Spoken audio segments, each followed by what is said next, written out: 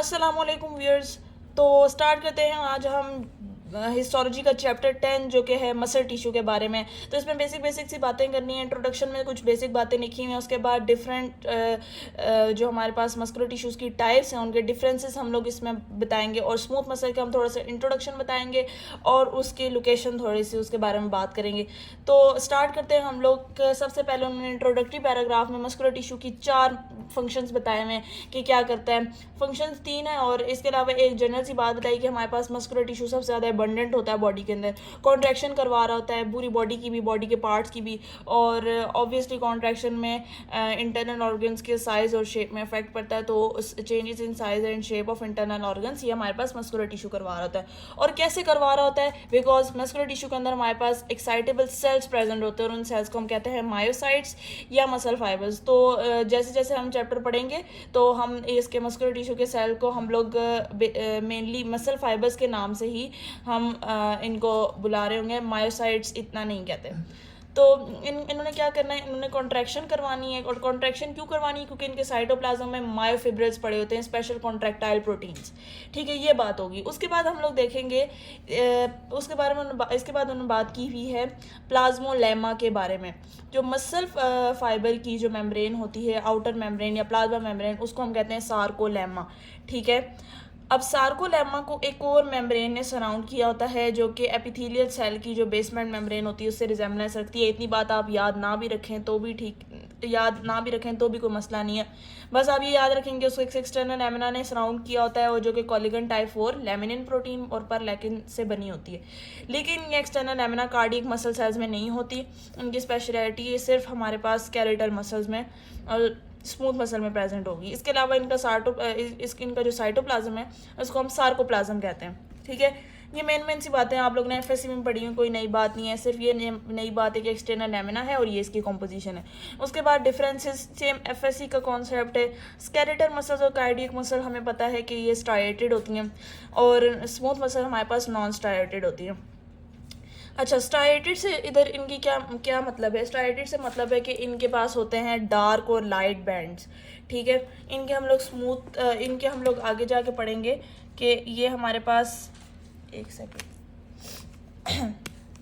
जो हमारे पास skeletal muscles और कार्डियक मसल होते हैं उनमें ऑल्टरनेटिंग डार्क बैंड होता है, फिर लाइट बैंड होता है, फिर डार्क बैंड होता है, फिर लाइट बैंड होता है, फिर डार्क बैंड होता है। ये हमारे पास एफएससी वाली सेम बात है। इसकी फर्दर एक्सप्लेनेशन आगे वाले टॉपिक में, स्केलेटल मसल के टॉपिक में आप लोगों को मैं बताऊंगी। सही है। उसके बाद बात आ जाती है इसके स्केलेटल मसल की। तो ऑब्वियसली बॉडी की मूवमेंट्स कंट्रोल कर रहा है। तो मूवमेंट्स हमारे अपने हमारे अपने उसके कंट्रोल के अंदर होती हैं।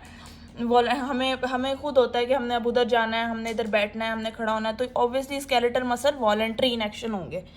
इसके अलावा अगर कार्डियक मसल और स्मूथ मसल की बात की जाए तो वो अपने एक्शन में इनवॉलंटरी होते हैं। ज़ाहिर है हमारा हार्ट पंप जब से हम पैदा हुए तब से पंप कर रहा है, हम चाहें भी तो हम इसको रोक नहीं सकते, और रुकेगा तो हमारी डेथ हो जाएगी। स्मूथ मसल्स इनवॉलंटरी हैं। इनवॉलंटरी में स्मूथ मसल्स की एक्शन अगर देखें तो जो पेरिस्टालसिस का होता है, इंटेस्टाइन की पेरिस्टालसिस हो रही होती है, तो that is involuntary in action. हम लोग खुद नहीं कंट्रोल कर रहे होते, हमारा फूड खुद नीचे जा रहा होता है और इंटेस्टाइन्स की पेरिस्टालसिस हो रही है, और स्टमक में जो चर्निंग का एक्शन हो रहा है, तो वो सारा हमारे पास इनवॉलंटरी इन एक्शन होता है, हम लोग खुद नहीं कर रहे होते। इनको सोमैटिक नर्वस सिस्टम का नर्व सप्लाई जाएगा, इनको एटॉनमिक नर्वस सिस्टम से नर्व जाएगा, और इनका नर्व सप्लाई एटॉनमिक नर्वस सिस्टम होगा। क्योंकि दोनों इनवॉलंटरी है और ये वॉलंटरी है, तो और एटॉनमिक नर्वस सिस्टम हमारे पास इनवॉलंटरी एक्शंस कंट्रोल कर रहा होता है, और skeletal muscle somatic nervous system voluntary action control कर रहा होता है। इसके अलावा हम लोग स्मूथ मसल्स के इंट्रोडक्शन की बात कर लें तो वही बात आ जाएगी, क्रॉस स्ट्राइएशंस नहीं है, बंडल्स बैंड्स और शीट्स के फॉर्म में हमें मिलेंगी। अच्छा, अब स्मूथ मसल्स की लोकेशन की बात की भी उन्होंने, तो लोकेशन कहाँ पे हमारे पास सॉफ्ट जो हमारे पास बॉडी ऑर्गन्स होते हैं उनको हम क्या कहते हैं? विज़रा।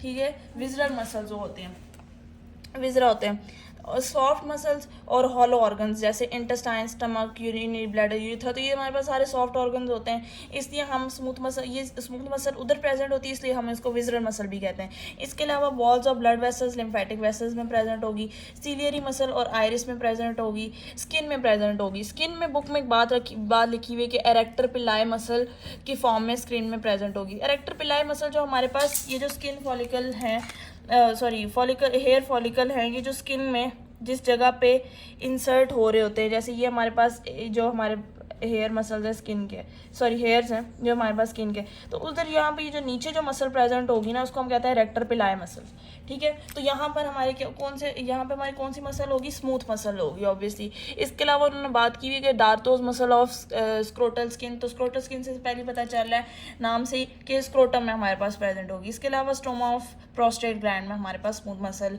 प्रेजेंट होगी। तो ये हमने बात कर ली है स्मूथ मसल की इंट्रोडक्शन की और उसकी लोकेशन की। नेक्स्ट हम लोग इंशाल्लाह इसके फाइबर्स और फर्दर डिटेल्स इसके कंपोजिशन की बात करेंगे। Thank you so much.